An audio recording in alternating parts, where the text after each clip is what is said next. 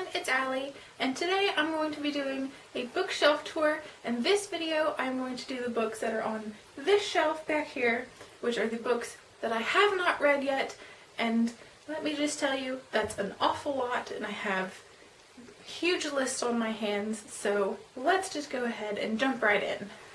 I think I'm going to split this up into two pieces because it's getting really long.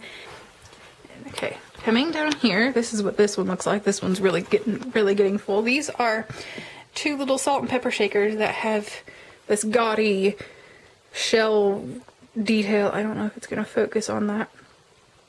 There you go. Yeah, they're kind of ugly looking, but I love them. This is a little glass dog that I have that I've had for years. He's gotten a lot of love. He has a broken tail. I love glass dogs. I have a whole collection of them, which borders on the obsessive. Over here, we have the other Sue Ellen Wellfonder book that I mentioned, Only for a Night. Neanderthal by John Darton. Banish by Tess Garriston. I guess that's how you say her name. The Book of the Dead by Douglas Preston and Lincoln Child. I actually have another one of their books. I didn't realize I had two of them. Okay.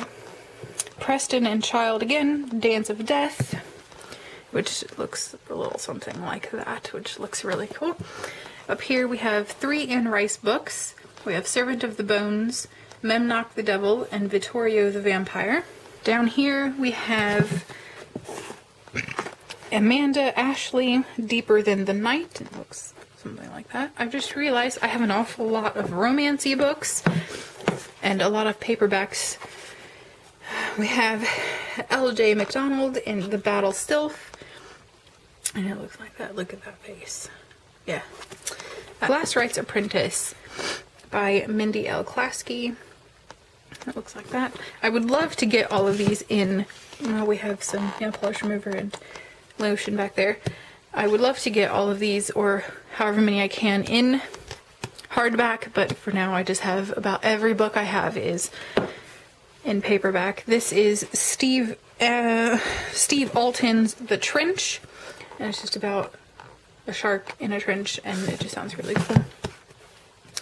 So I'm going to put these books back, some of these up here, so it stays standing. Over here we have Julie Ann Walker, Rev It Up, and I have two more of her books in the Black Knights Inc. series, which is In Rides Trouble and Hell for Leather. And there are a few other ones that I haven't gotten. So I might wait and read those when I actually can read them in order. We have Dark Ages. Let's see if we can read this. Cappadocian, I don't know, by Andrew Bates. That was just kind of really cool, and it was, I think, $1. So I got that with a bunch of other ones that were only like $1 or $2.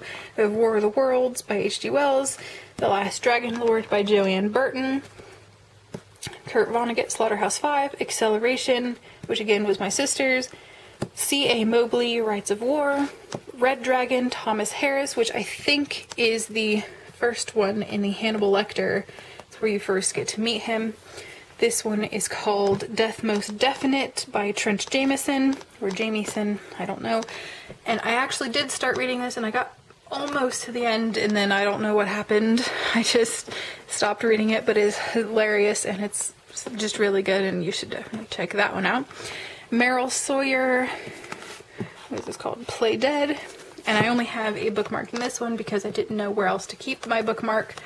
So I just put it in one of the books.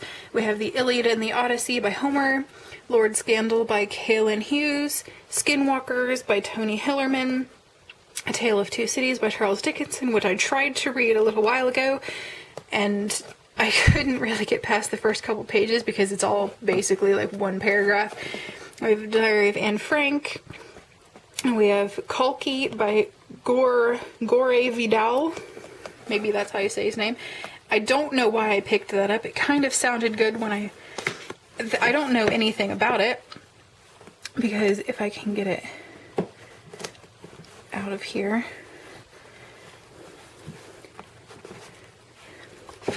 I can get it out of here, I will show you what it looks like. This is what it looks like. Kalki. And on the back, all it says is, who is Kalki and why is he planning to destroy the world and everyone in it? Kalki, why is the beautiful Teddy Odinger flying to the top of the world to meet Kalki and his cultists in Kathmandu? And it just goes on. And I don't know anything about this book, but it just looks really good. And it's just got this guy who, with his worshippers, and he's all in a ball of flame, and it just looked really. And back here we have shower gel. I think this is Woods of Windsor, which smells like Lily of the Valley, which I love. And we just have a wine bottle that I found one time, and I thought that was really cool. Down here is the last shelf and the most recent books that I've gotten.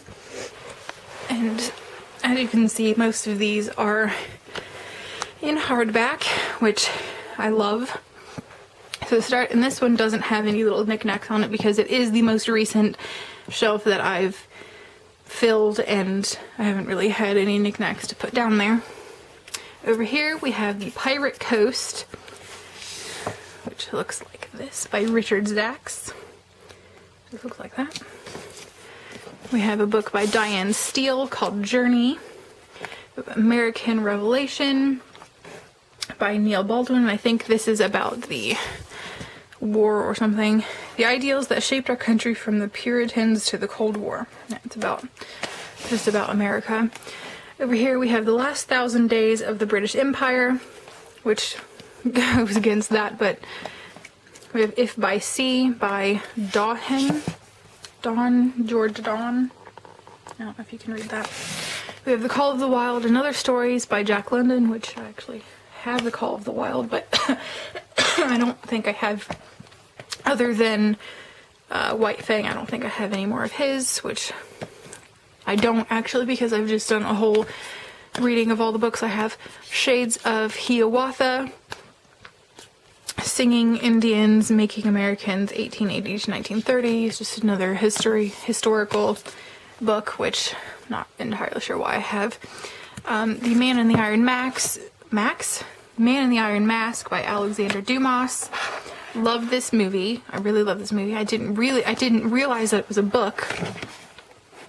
And when I found out it was a book, I had to have it. I have Betty White. Betty White's My Life at the Zoo, Betty and Friends, because I absolutely love Betty White, and I thought I have to have that one. Actually, that's not true. My mom got that for me for Christmas because she knows I love Betty White. Here we have, let me show you both of these.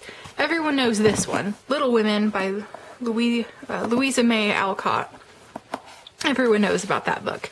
But did you know there's also Little Men by Louise May Alcott? I didn't. My grandma found these at where she works. She works at an antique store, and they have all kinds of old things, and I don't know if you heard that, but someone is shooting a BB gun or something outside. Little Men by Louise May Alcott. I don't know what this is about. I didn't even know it existed, but there's that. Golden Tales of New England edited by May Lamberton Becker, with illustrations by Lois Lenski. I don't know if it'll focus on that. There we go. So there's that. A lot of these hardbacks that I've just gone through are the ones that my grandma got in a big purchase at her job, because they were only like $3 to $5 each, so she got me like 13 of them, which I think includes these 3 as well. We have Miss Pringle, Mrs. Pringle, and it looks like that, and that's what Mrs. Pringle, I'm guessing that's Mrs. Pringle. And it just looks so good. And we have another one by Diane Steele, which is The House on Hope Street. And we have Lassie, because I absolutely adore Lassie. And we have Eric Knight's great dog story, Lassie Come Home. That's what that looks like. I used to watch Lassie all the time when I was younger, when she was on TV. And I just loved her, even though pretty much it's the same plot. Something happens to Timmy and Lassie has to go help save him and get help, and it's basically the same every single time, but I love it. Also, on another side note, does anybody remember the show Wishbone? I loved that show. Let me know in the comment section if you know Wishbone and if you loved Wishbone as much as I did, because I used to watch him every single time he was on, and I just loved him so much. Over here we have Alexander Dumas' The Three Musketeers, which I actually got a duplicate of from my grandma gave me one and my mom gave me one, and I guess they didn't realize that they both were getting me the same book. So I have two of those. So instead of taking that one out, I will show you what it looks like. Here's what it looks like. It's just all these people. And I think this might be the cover of people that are in the movie, because it's also a now major motion picture. So I think this is all the people who were in the movie. I haven't seen the movie. I have seen a Three Musketeer movie, but that was with Charlie Sheen a long time ago, and it was still really good. And the Man in the Iron Mask kind of goes along with the Three Musketeers because it still has all the Three Musketeers in it. D'Artagnan, Aramis, Porthos, and I can never remember the other guy. But all it says is D'Artagnan, Aramis, and Porthos, and I think there is one other guy. Because I think it's the three men, and then, yeah, Athos, Porthos, and Aramis, and then D'Artagnan is like the leader, and he's not, I guess, technically part of it because it's the Three Musketeers, not the Four Musketeers. Anyway, over here we have Roses by Layla Meacham. Anyway, it looks like this. It's covered in roses. It's called Roses. I don't really know what it's about. I read the back of this, but yeah, there's nothing here. I just thought it was really really pretty, and it's just a really big, beautiful book. And I would love to see if this is in hardback. As you can see, it's only $5 for this massive book. I would love to know if this is in hardback, because I think that would be really beautiful in a hardback cover. And I can't even get it to go back in there. It's a problem with paperbacks. They sometimes don't want to go back in their place. This book, look how massive this is. Let's just take a minute. Look how massive. I got this, and I didn't know this was a major motion picture when I saw it and I got it, or I wanted it. It's called Winter's Tale by Mark Halperin. It's another beautiful one. It also needs to be in hardback because I think that would be even better. And it was $8 because it's a little bigger than Roses, and it's a major motion picture, which I didn't know when I initially, here's the back, when I initially saw this. I went with my sister to this bookstore called Half Price Books, which has insanely low prices for their books, and it's just heaven. And I took pictures of, I think, about 18 books that I wanted from there because my sister told me to.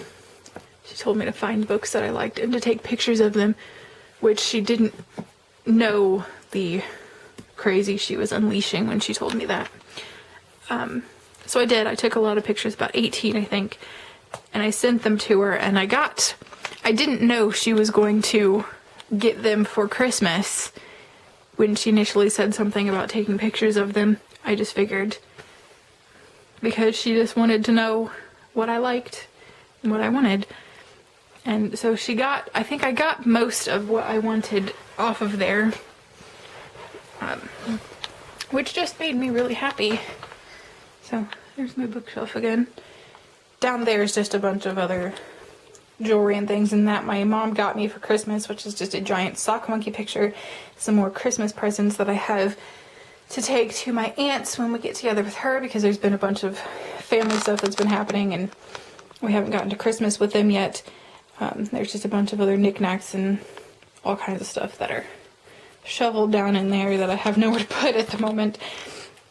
Anyway, here's another look at up here we have some hats and some figures and two other glass dogs. There's one right there. Oh, my hand is huge. There's one right there and there's one right there.